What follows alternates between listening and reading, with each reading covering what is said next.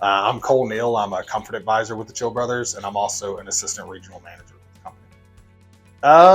I still have duties that are the same. That whenever I was a comfort advisor, I still go out in the field and take appointments with homeowners and help them lower their energy bills with a new system.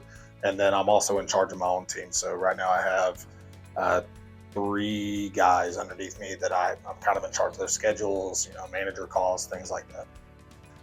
The thing I enjoy most is probably meeting new people every day. I've always been a people person, so I enjoy going to new homes. I enjoy being out and about throughout the day and not being in the office all day every day. And I just like having conversations with homeowners.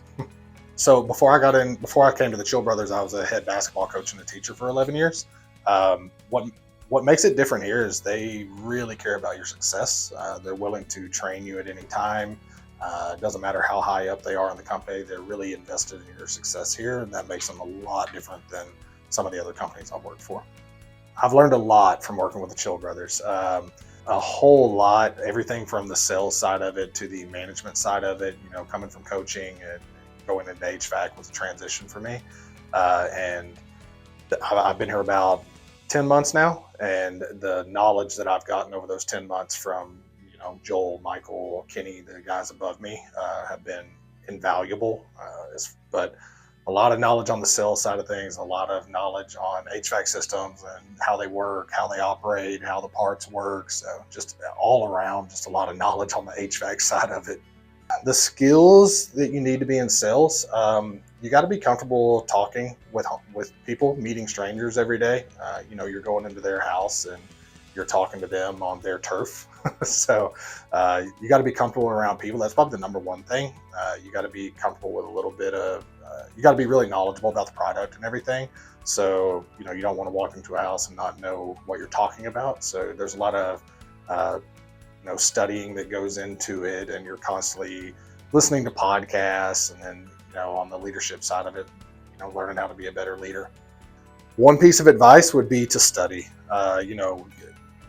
There's a lot of really good podcasts and stuff out there, a lot of books to read about sales. It's a whole nother world once you get into it. The biggest piece of advice would be just to reach out to someone who's in it and have a conversation with them and see if it sounds like something you might be interested in.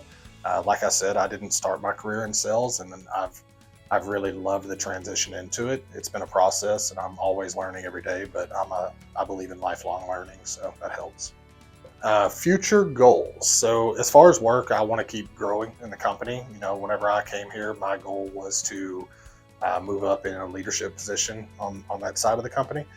As far as personal goals, I wanted to build a new house, so we're in the process of doing that right now, and this job has helped me do that. And then also kind of goes hand in hand. I wanted to come work here because I wanted to spend a little bit more time with my son. He just turned 1, so it gives me a lot more time at home with him to see him grow up, where I'm not just the absent father all day, every day working. So my goal on the personal side, I'd like to go on a couple vacations with my wife to some, overseas, things like that. We've vacationed a lot, but we've never gone over to Europe or anything like that. So that's probably the next step. So that's definitely a goal on the personal side of it. And then we also want to, make sure our son gets a good education in the Houston, in the city of Houston. So that's one of my personal goals as well. At free home assessment, what we do is, if it's me, I'm actually coming out to your house and I'm going to take a look at your system inside and out to make sure it qualifies for our buyback program. After I go through that process, I meet with the homeowners inside and we discuss the buyback program and how it applies to their system and how we can get them a new energy efficient HVAC system in their home for little to nothing out of pocket. When I'm preparing for an in-home assessment, what I typically do is I'll do a little bit of research on the house. So I'll go to HAR and look at the square footage and just look at kind of some pictures of the house. Do they have high ceilings? Is it vaulted ceilings?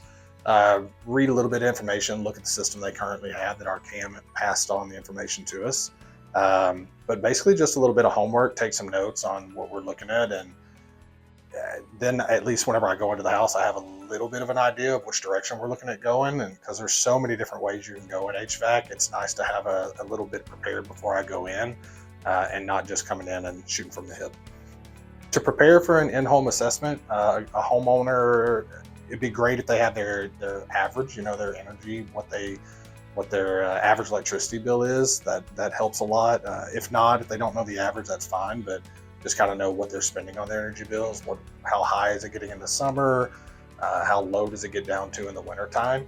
Um, and just have the homeowner and the spouse available. That way that we can sit down and explain all the information to them. It's things get lost in translation. So explaining it to one person and then them trying to re-explain it to their spouse. I'm married, so I understand how it doesn't exactly, everything doesn't get passed along like it should sometimes. So it's really great if we can have both homeowners there, and if they know their energy savings, that's really all I need, and I can handle everything else from that point. My favorite part about working with the Chill Brothers is whenever I was looking for a career change, I'd been in coaching for so long that I had that camaraderie with other coaches. So that was something that was really special to me. I'm also competitive. So those kind of go hand in hand here. There's a competitiveness to the job, and I love that because of my coaching background, but the camaraderie is really nice too. I have the same camaraderie I had whenever I was a coach, as far as getting along with the coworkers, my managers, things like that. We talk outside of work, so it's a good, fun atmosphere to work in here.